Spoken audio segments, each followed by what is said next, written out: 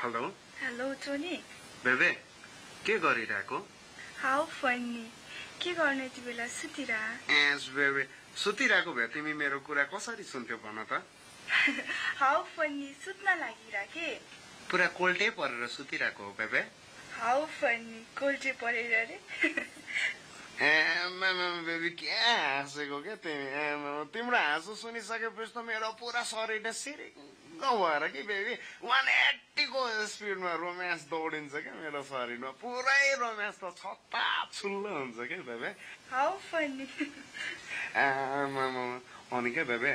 तिमीलाई मेरो रोमान्स चाहिँ कस्तो लाग्छ भन न हाउ फनी रोमान्स त रोमान्टिकै हुन्छ नि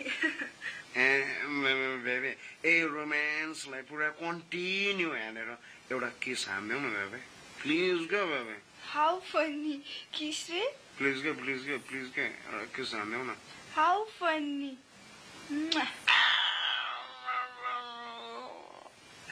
अनि क्या बेबी एउटा वान मोर क्या बेबी प्लिज क्या baby one more how funny कति चाहिन्छ किस तिमीलाई प्लिज क्या बेबी एकचोटि तिमी गर नि त त्यसो भए मैले पो गर्नु ल म 1 2 3 भन्छु भन हामी दुवैजनालाई एकैचोटि किस गर्नु ल ल हाउ फनी 1 2 3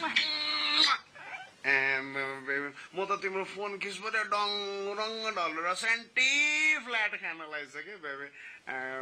लभ यु बेबे टोनी दसैँ आयो खाउँला पिउँला टोनी कहाँबाट ल्याउला बाको गोजीबाट पुरै झ्याप हानुला नि त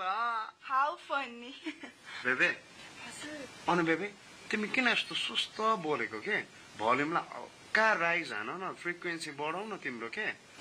बाबा उतापट्टि कोठामा जागिरहनु भएको छ कि तिम्रो बा हो कि वाच डग हो क्या रातभरि जागेर बस्ने के खालको हो बा पनि तेरेका वाच डग रे हाउ फनी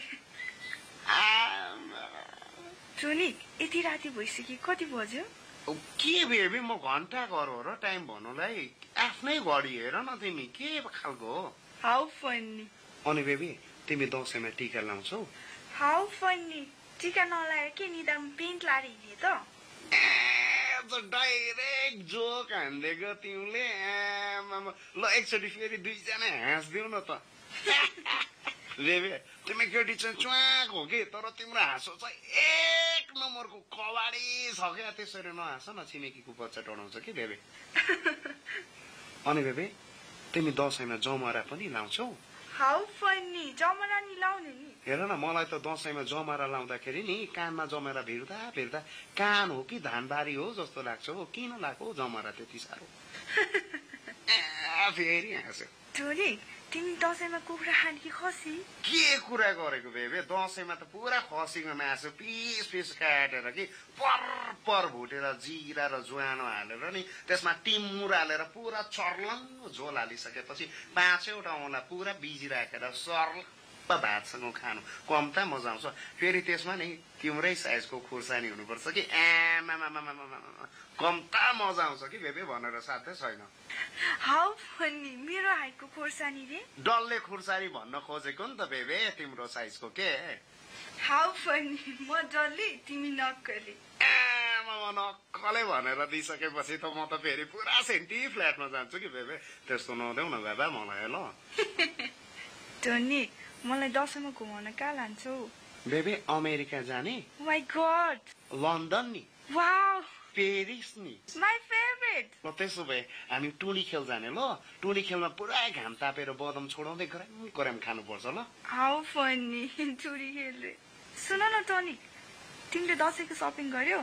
सपिङ त जानुहुन्थ्यो कि बेबे तर घरमा मनी प्लान्ट मात्रै छ मनी छैन मनी प्लान्टको पात लगेर प्यान्ट आउँदैन कि बेबे होइन तर योपालि के बेबे मलाई होइन पुरा डटी वासमा होइन ब्लू कलरको त्यो पनि चुज प्यान्ट अन्डरग्राउन्ड सुजमा पुरा खोचेर नि रेब्यान लगाएर टक टक हिँड्न मन छ कि बेबे एउटा डटी वास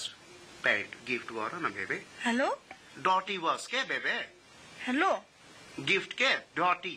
नटी अन नटी भनेको होइन के तिम्रो आवाज पुरै सुन्दैछु त डटी के तिमी कहाँ छौ नेटवर्क आउने ठाउँमा आएर बोल न नेटवर्क आएन अरे एकछिन ल डटी वास के डटी अलिक नेटवर्क आउने ठाउँमा जाउँ न भने नेटवर्क आएन रे एकछिन ल आयो डटी के डटी नटी रे हाउ फनी डटी के खालको हो तिमी त आमामा डटी प्यान्ट भन्दा भन्दा तिम्रो नियतै डटी देखिसके ल मैले के खालको हो तिमी एउटा डटी प्यान्ट किन्नु भन्नको लागि तिम्रो त्यत्रो नाटक सर्नुपर्छ मैले हेलो बाबाले सुन्नुहुन्छ के भनेको अन्डरग्राउन्ड के अन्डर के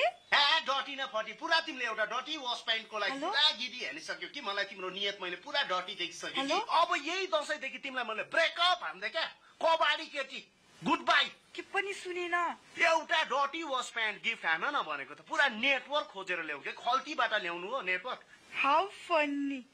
नटी भन्दै थियो नक्कली